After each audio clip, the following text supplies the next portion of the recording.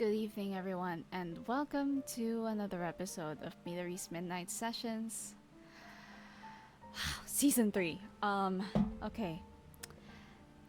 So, I'm recording this. Today is September 28th.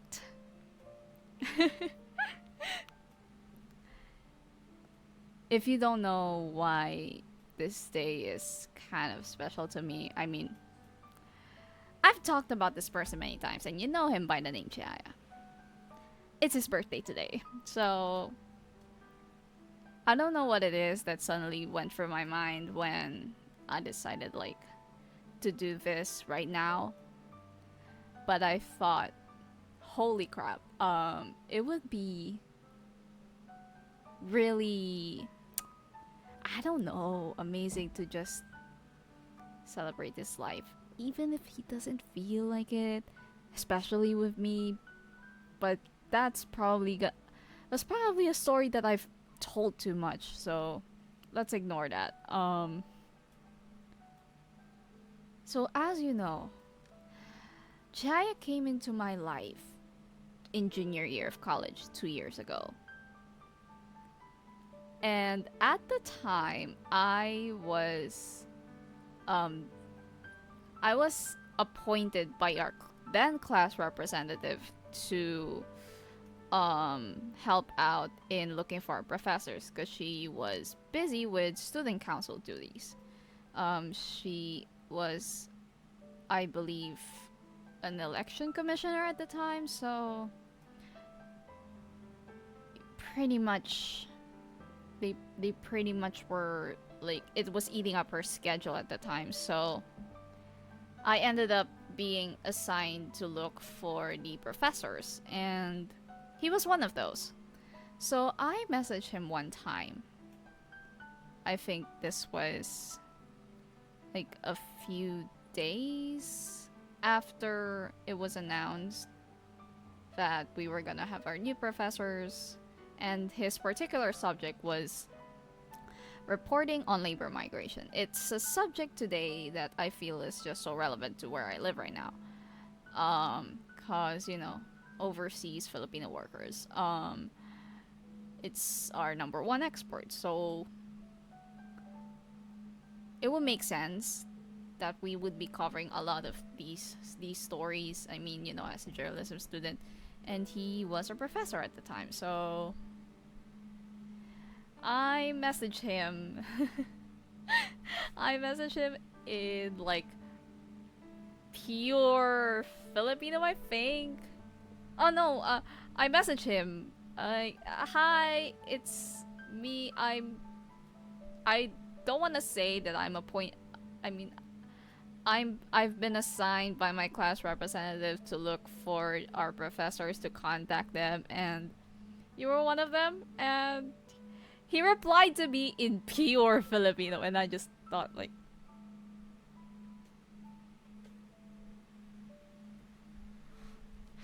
he's so he's so he was so intimidating at the time. Like, I never thought that a few months, like a few weeks later actually, we would just hit it off. Um so I mean, the chats after that were pretty much casual, but it wasn't until the surprise, the belated Teachers Day surprise that happened during our midterms, that we actually really did hit it off. So as you remember, I did a video about this when it happened. So as you remember, in that video, he I he helped me hide the gift that I was gonna give to mommy at the time. And and so I secretly shot it on my phone, and I was just like Oh boy, he doesn't even know what we're doing, what we're cooking in this room. Holy crap. And and I remember just absolutely like getting really giddy over that gift cuz you know it was, I would say, I mean it wasn't much, it was just a notebook. And yeah, it was pretty much it. That wasn't just a notebook and a letter. And I remember like hiding um that notebook that was already sealed in a paper bag, by the way, like behind my file case at the time so he wouldn't see anything. And Hibiki was there and I was like, "Oh, is he there?" And she's like, "Oh, he's out. He was in an event. He was at an event and he was actually yeah, he was out on an event. Mommy was out on an event because of my former batchmate. I still call him a former batchmate. I call many of my friends former batchmates. So he was out. So he doesn't know a thing at all during that time. And and so there was a huge event in our university. I think sometime after that, and we were still having our classes online here, if you remember, because we were still adjusting to a little. I mean, it was the last time that we had online classes at all, so you can imagine how excited I was when you know the second semester finally came.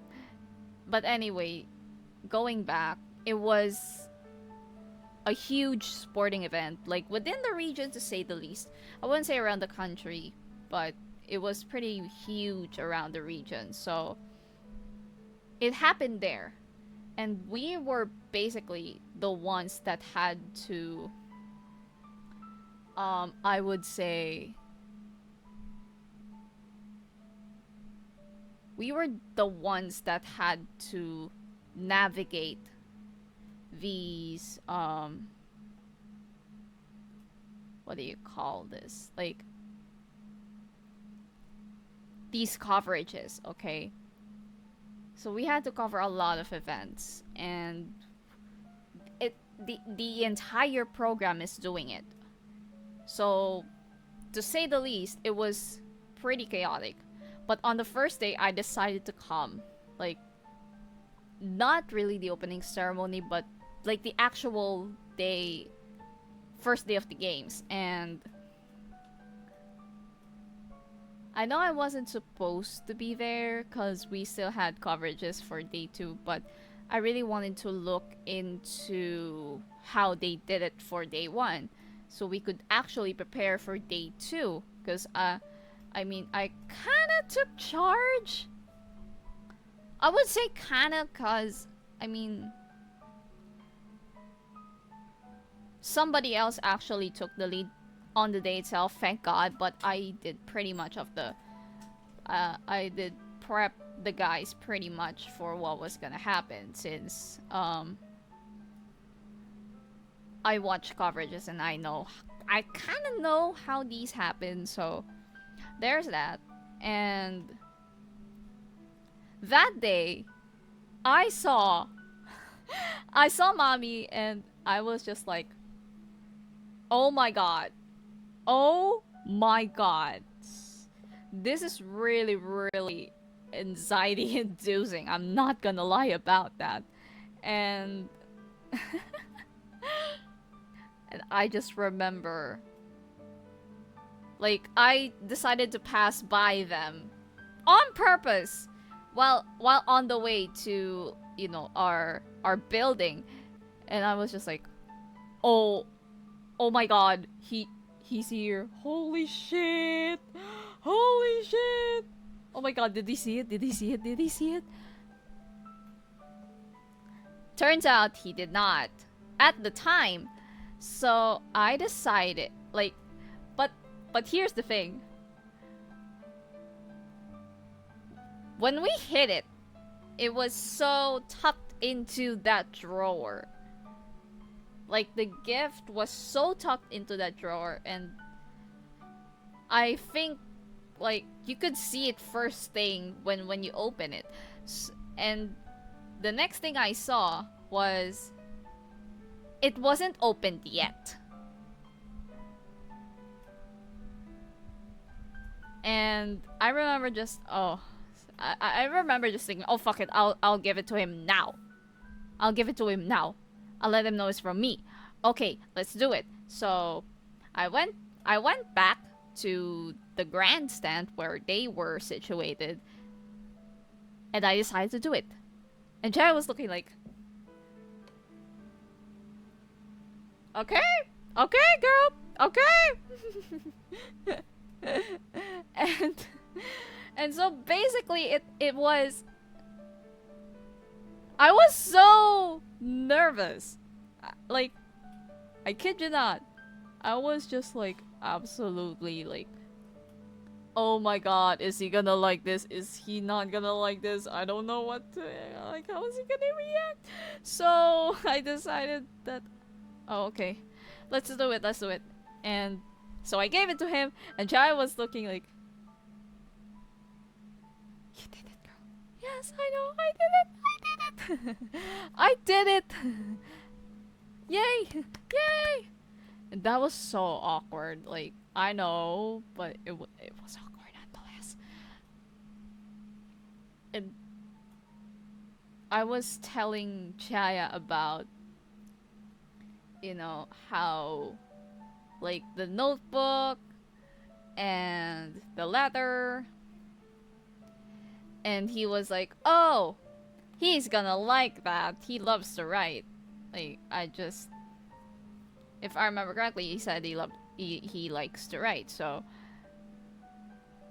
that's basically like how we got off. And I was trying to flex, like, you know, my music and everything. And I was like, shh, don't tell anyone. I'm gonna gatekeep this shit. You know what I mean? Like, I keep telling people that, but I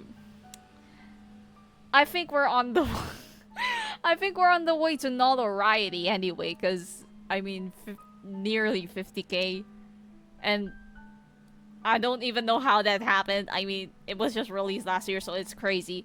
And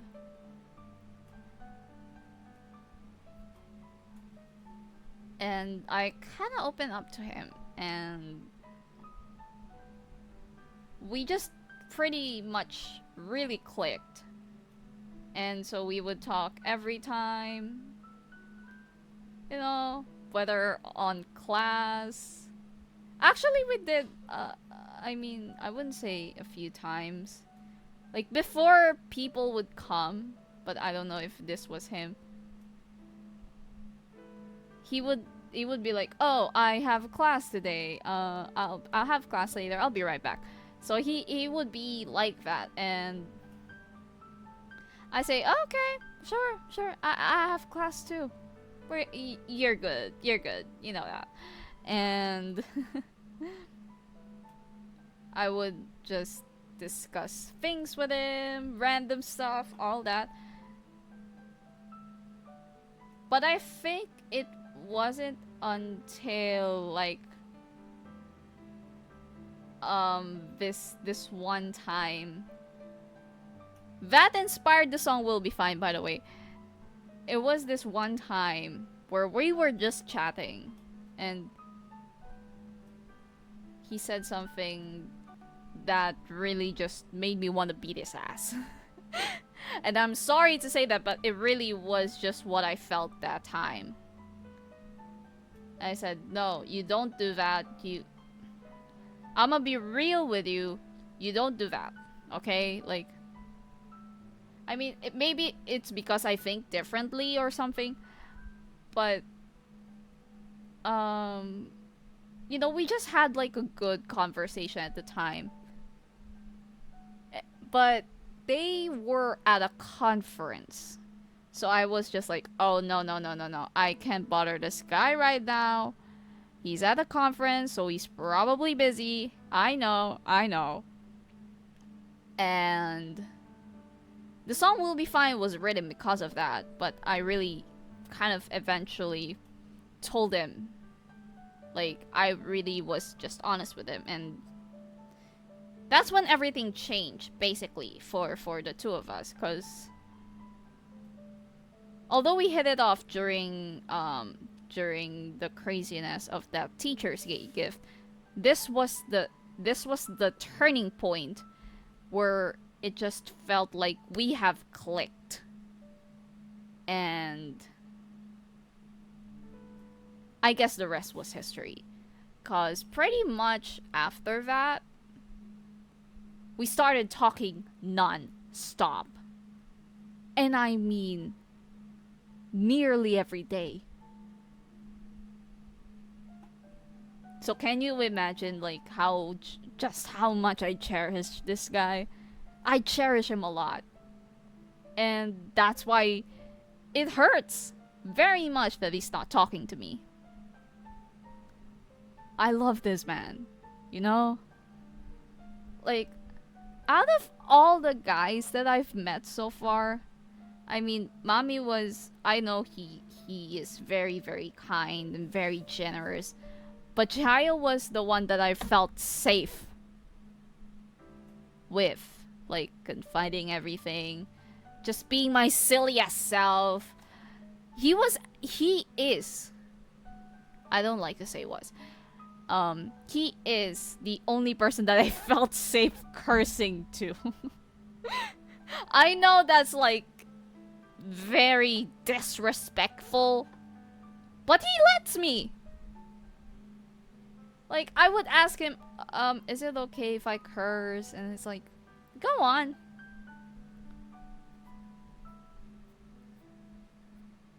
So he lets me, and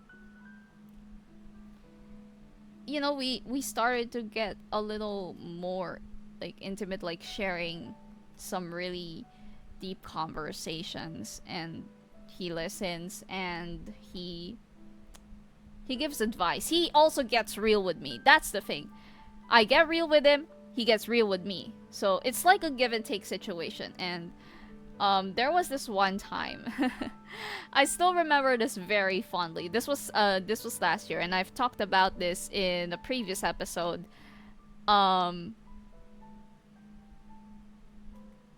So this was during the time I was at the dorms, and we were talking about not graduating, I guess.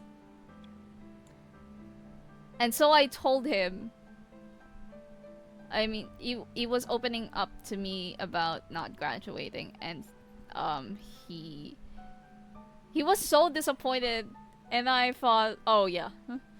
I mean, I know the feeling. Like, I am disappointed about not graduating on time, but I've made peace with it. Like, check the previous episode. Like, it's gonna be out this Sunday as of recording.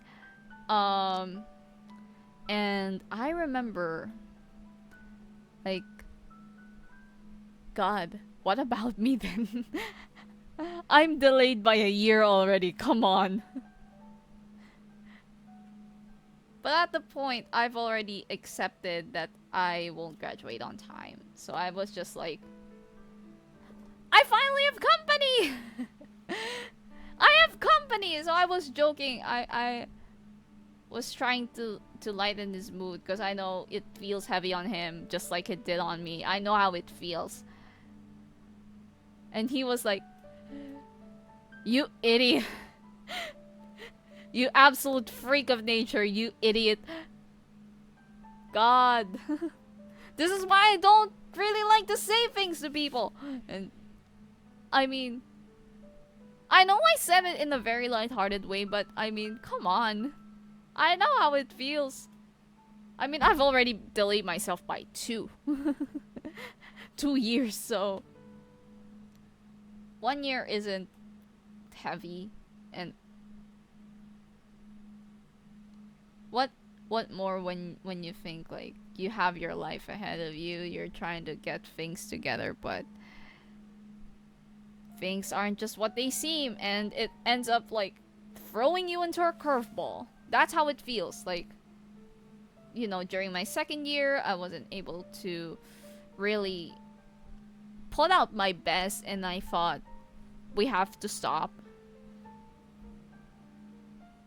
And now, like, I can't even move on with my thesis. I mean, I can progress.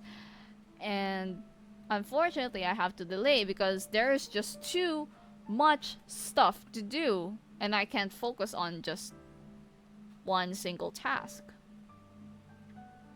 Because, you know, like, all these things are very, very, very labor intensive. And you have a very intensive, very labor intensive, thesis and narrative report to think about, along with the seminar and the documentary, and you know, the rest of like the subjects you have to think about. They would have like pretty labor intensive projects as well, so I couldn't really balance everything, and I had to quit the radio station just to, you know, balance things a little better, make it better for me. Because I am not just doing all these stuff, I'm also doing this podcast, for example.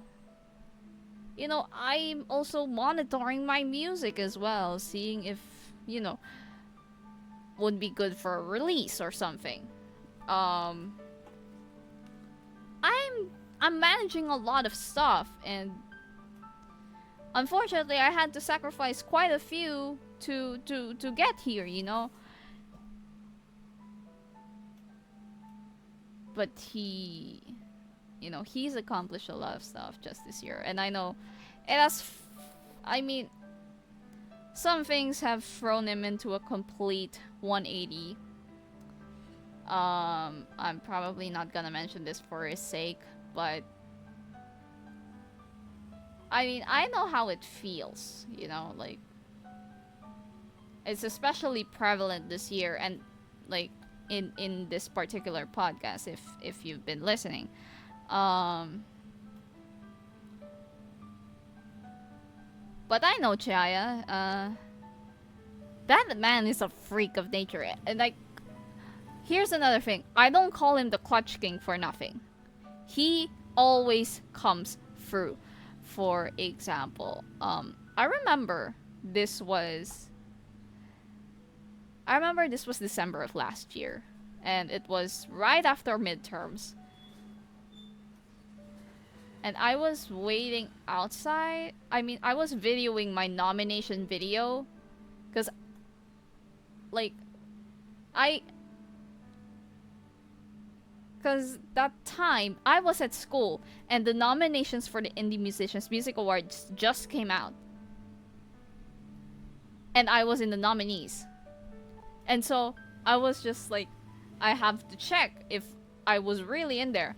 And I got nominated, and so I was with my classmates already, and we were going to lunch. I had to go back to the faculty room to relay the news. And he was like, what the hell is going on? Like, you were like just absolutely screaming outside. What the hell is happening? And I said, I just got nominated for the Indie Musicians Music Awards. And I was like, whoa! What? That is so crazy! Like, yay! And he has constantly reassured me that, you know, things are gonna be fine. Actually, the last thing he said to me was, you're gonna graduate next year. Although at the time I couldn't believe. I didn't know if I would want to believe him. Again, I've talked about this, so I'm just gonna stop right there. And you know, he was basically like the witness for every single composition that was in all these songs. Like, he heard it first, he knew the lyrics first, he knew the stories first, he knows every single thing on these on the record. So just imagine how important he is to me. And I remember, like, on that same day, they also had like the closing ceremony of a project that they did for midterms, and he was gonna present us a poem. Actually, he was gonna present for uh the closing remarks of the ceremony, and I was like, hey, can I watch? And as we walked to the audiovisual room, he was like, oh my god, I'm nervous as hell. And I'm like, well, come on, what are you nervous for? I mean, I'm making a poem, and I'm like, you're gonna be fine. And so, I guess I was right. Like, he did not just do the whole thing perfectly. Like, I was also amazed. This guy can write. And I mean write. This guy can write.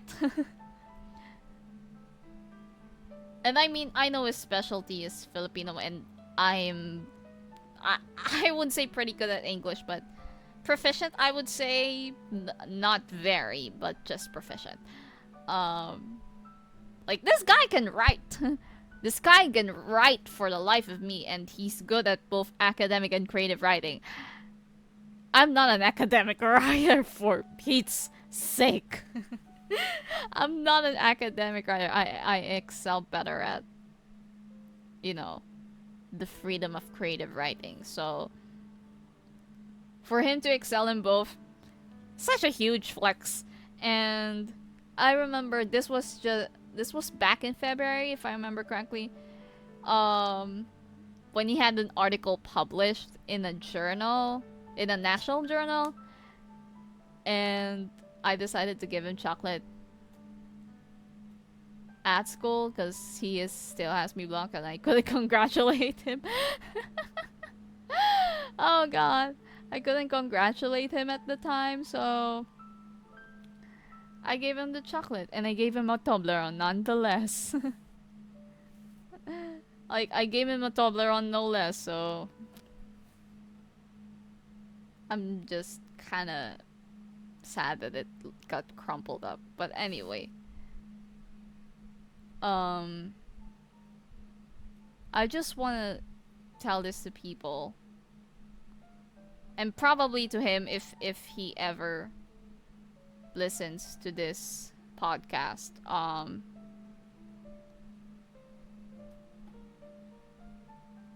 How many times have I cried because of this man? Just on this podcast alone. Can you imagine? How many times have I talked about him just in this podcast alone? That is crazy. Like, I had a friend for life, and I fucked it up big time. I'm not gonna lie about that. And I still consider him one, even if he doesn't. And I've already talked about, problems about this in, like, the previous episodes of just this season alone. So you can just go back and listen to that. But on a positive note, he's still one of the best friends I've ever had, period. Just that ability to listen and to come through, really, for everybody. But I mean, I'm gonna try my best to come through for him. I'm not like the very best at expressing it, I guess. And my emotions frequently take control. But I know that his heart is pure. He's just the purest soul I've ever had the pleasure of meeting, and he is just such an amazing person, and I'm really glad to have him as a friend. Also, P.S. I forgot about this. He was actually a batchmate of my brother. And so that ends this episode of Midori's Midnight Sessions. I hope you enjoyed, and happy birthday, Jaya! Happy birthday, Jaya!